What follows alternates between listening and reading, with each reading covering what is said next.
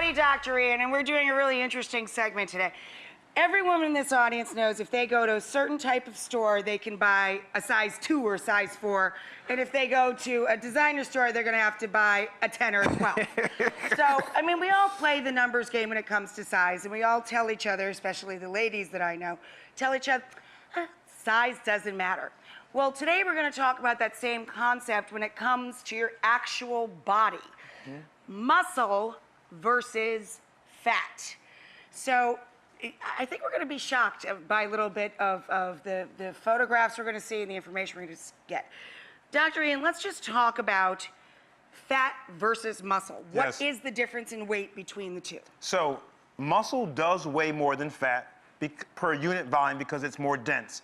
So if you took a cup of muscle, a cup of fat, the muscle is about 23% more in weight.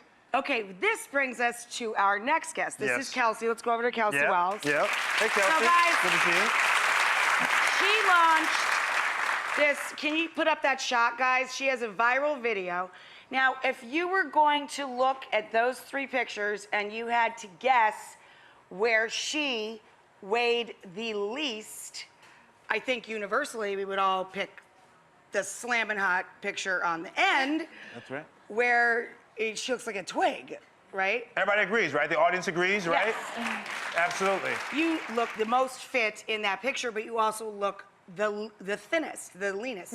Well, so the first photo on the far left was about 8 weeks after I had given birth to my little guy. And like most moms, you know, especially first-time moms, it's a little bit hard. You know, your body goes through so many changes, and I just decided I'm gonna get fit. I'm gonna fit, you know, into my skinniest jeans from college, and I'm gonna lose all this baby weight, and I just picked a number. I'm like, I'm gonna weigh 122 pounds. I just thought that sounded good and thin, and based off nothing, I just thought that's what I should weigh. And the photo in the middle is actually about 4 months into my fitness journey, if you will, and I weighed 122, and I hit this goal weight, and I fit into my skinny jeans, and I was feeling pretty good, and then I started to gain weight, and I started to gain quite a bit of weight, and I was just like, wait a second, this is not right, and the math is not adding up. Yeah, and I started to panic a little bit, and I told my husband, I'm like, I'm losing all my progress.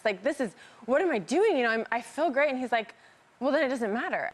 So I just decided to seriously stop weighing myself, and the last photo is actually me now. It was just a couple of weeks ago, and every 3 months or so, I'll take transformation photos just to kind of track my progress so I can see differences. But in that photo, though, how much do you weigh, the last photo? 140 pounds. Okay, so here's the point. Look at that.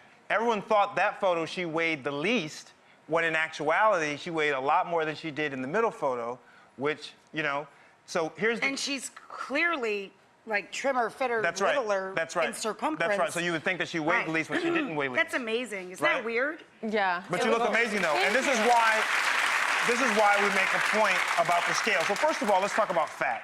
So your body fat is an actual tissue. We actually need fat. The fat you need is called your essential fat. It's essential to life. The other fat is fat you probably can get rid of. So let's look at here. So when we step on a scale, I drew this out for us. When we step on a scale here, okay, the things you're typically measuring are your bones, your fat, your muscle, and your water weight. If you look at person A, this person has 20 pounds in muscle and 40 in fat. The other person has only 20 in fat and 30 in muscle. So the numbers are switched, but they still weigh the same.